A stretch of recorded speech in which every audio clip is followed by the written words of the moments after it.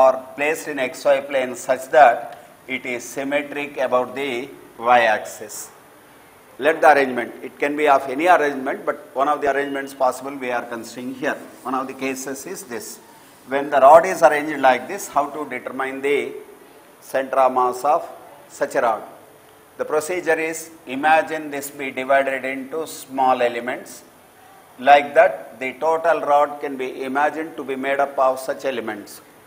Consider one element which is at an angular position theta, subtending an angle d theta.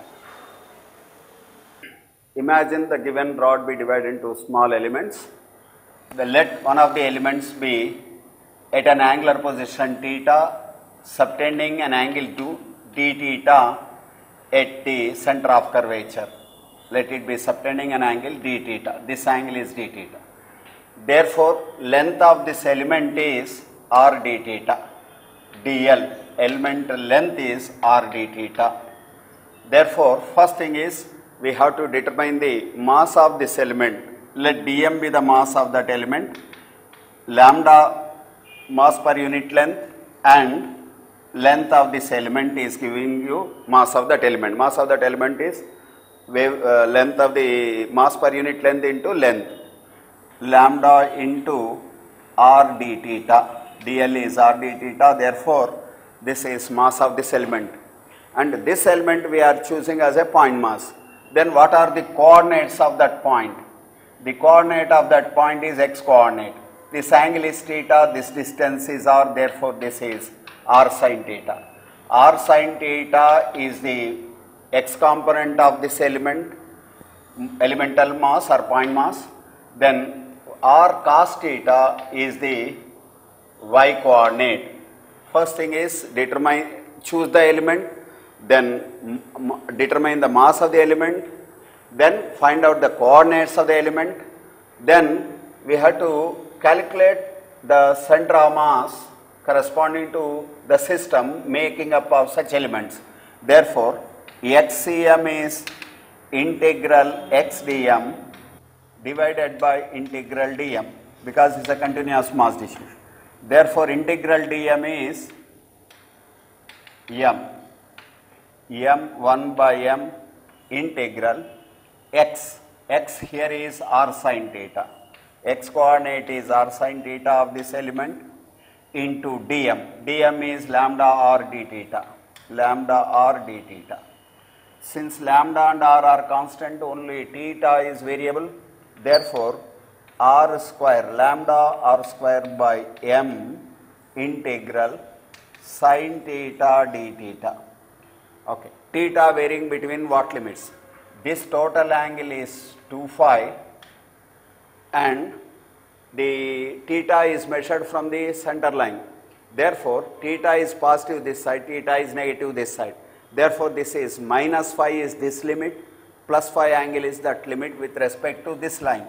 Therefore, it is minus phi to plus phi. That are the limits of this integration. So, therefore, lambda r square by m integral sin theta is minus cos theta minus phi plus phi. So, that is what you will be getting. This is equal to lambda r square by m into minus cos phi, that is into 0, because cos minus phi is cos phi only. Therefore, it comes out to be 0. Therefore, x coordinate of the center of mass is 0. Means for a rod which is symmetric to y axis, x coordinate is 0. Not only for this rod, we can generalize this. Any body, any system which is symmetric to any axis, the other axis coordinates are 0. Therefore, it is now for this rod, x coordinate of center of mass is 0, and it is symmetric to y axis. Center of mass y coordinate or center of mass of the rod will be along the y axis. Now, we will determine the y coordinate. Y coordinate center of mass ycm. ycm is integral y dm 1 by m. We write 1 by m integral y. Y is r cos theta. R cos theta into r d theta into lambda. R cos theta into dm. So lambda r square by m integral cos theta d theta, limits are minus phi to plus phi. So therefore lambda r square by m integral cos theta is sin theta, integral the limits are minus phi to plus phi. Sin minus phi is minus sin phi. Therefore it is lambda r square by m into 2 sin phi are the limits after applying the limits. Therefore we get y center of mass as equal to lambda r square by m 2 lambda r square by m into sin phi. This is equal to 2 into lambda value. Lambda value we have calculated mass of the rod divided by r into 2 phi. R into 2 phi is the length. Therefore substitute lambda value. M into 2r phi into r square by m into sin phi. So 1 r gets cancelled, this 2 gets cancelled, m gets cancelled. We have r sin phi by phi is YCM. So center of mass of a rod bent in the circular arc which is subtending an angle 2 phi, where the center of mass will have y coordinate because it is symmetric to y axis, and y coordinate of center of mass is r sin phi by phi. So if you extend this idea to a semicircular rod, center of mass of a semicircular rod, consider a semicircular rod here, uniform semicircular rod. What is the center of mass? So calculation of center of mass here. Now we can extend this idea of circular arc to this. Now circular arc angle becomes here 2 phi is equal to pi for semicircle. So therefore angle subtended by semicircle now becomes pi. Pi is this angle, that is equal to 2 pi. Therefore when we substitute here, YCM is equal to pi by 2 or sin pi by 2 by pi by 2. Therefore that is 2r by pi. So YCM is 2r by pi. So that is how we can extend the idea of circular arc to a semicircle. Now the problem is modified. We have a semicircular rod of mass m. Along with that there is another rod of mass 2m along the axis, along the diameter.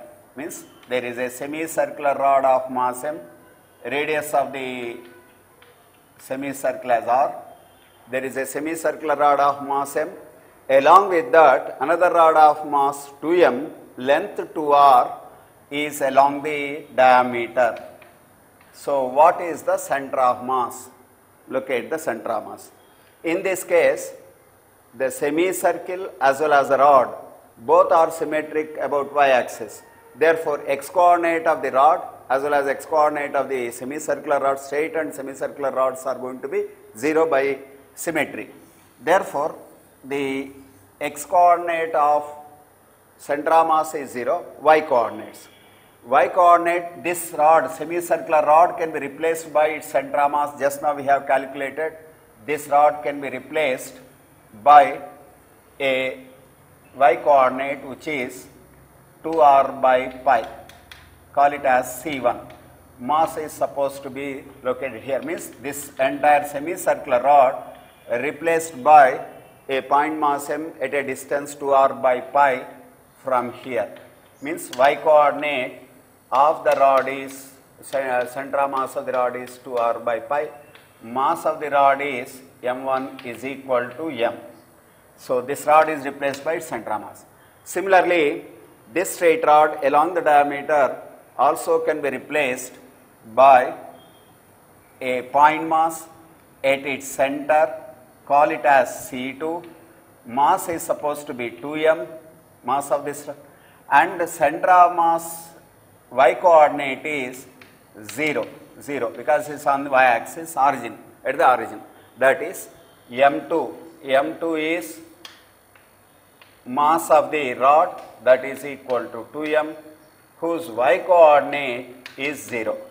Therefore, YCM straight away you can calculate m1 y1 plus m2 y2 divided by m1 plus m2. That is equal to m into 2r by pi plus 2m into 0 divided by m plus 2m. Now it is going to be 2r by pi. Now it is m into 2mr by pi divided by 3m. That mm gets cancelled. 2r by 3 pi is the arrangement. So we can calculate the center of mass by replacing the semicircular rod by a equivalent point mass m, whose center located at a distance 2r by pi on y-axis.